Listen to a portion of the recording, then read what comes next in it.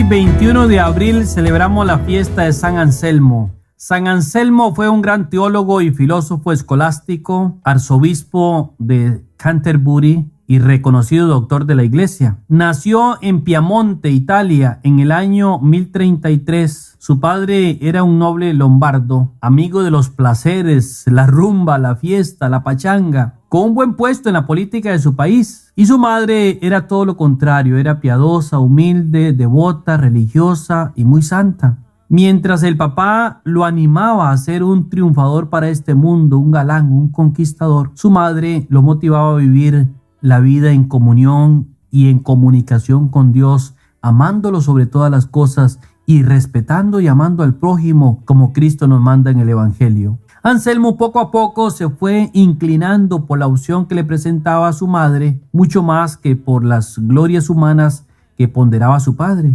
Estuvo con los padres benedictinos y estos, por medio de la bondad y la alegría, lo transformaron en un estudiante alegre y entusiasta. Más tarde el padre Anselmo va a afirmar: mis progresos espirituales después de Dios y mi madre los debo a haber tenido unos excelentes profesores, los padres benedictinos. Siendo un joven murió su madre y por incomprensiones con su padre se fue de la casa y llega a Francia, donde había escuchado que había un monasterio dirigido por un gran maestro, el sacerdote Lanfranco. En aquel momento Anselmo tenía 27 años y todas sus pertenencias las cargaba, dicen, en un burro, que era lo único que lo acompañaba. Con ese burro se fue a Francia, aventurando en el viaje donde encontraría su realización como persona y como hijo de Dios. A partir de entonces el padre Lanfranco se convirtió para él en su maestro y en su formador, y poco a poco él lo fue sustituyendo en los importantes puestos que el padre Lanfranco tenía.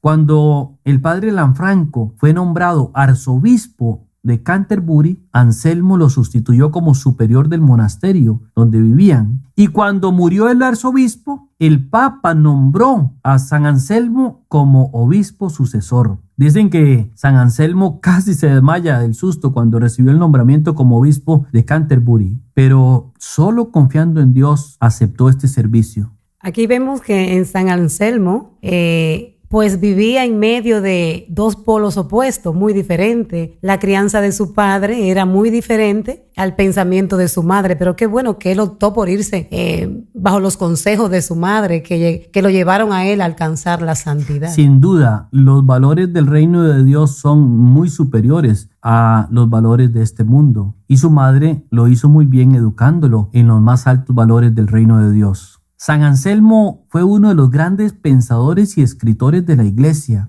Entre otros escritos hay dos muy famosos de él, que son el Monologio y el Prosologio. En estos escritos, en estos dos libros, él unifica la ciencia del pensamiento y el espíritu, es decir, la filosofía y la teología. Tuvo algunas dificultades también con el rey de Inglaterra de aquel tiempo, era Guillermo I, porque el rey quería nombrar él personalmente los obispos y sacerdotes para su país. Y el arzobispo Anselmo se opuso diciéndole que ese es un derecho exclusivo de la Iglesia y que nada ni nadie, ni él como rey, podía intervenir en esas decisiones de la Iglesia Católica. Por eso fue expulsado de Inglaterra. Entonces, a partir de la expulsión de Inglaterra, él se refugió en Francia y en Italia y se dedicó a estudiar y a escribir. Cuando murió el rey Guillermo I de Inglaterra, San Anselmo regresó a este país y continuó su misión como arzobispo de Canterbury. Murió un día como hoy, el 21 de abril del año 1109. Pidamos al Señor que por intercesión de San Anselmo y por la misericordia de Dios también nosotros podamos cumplir con nuestros deberes en esta vida y lleguemos a gozar de la presencia de Dios por los siglos de los siglos.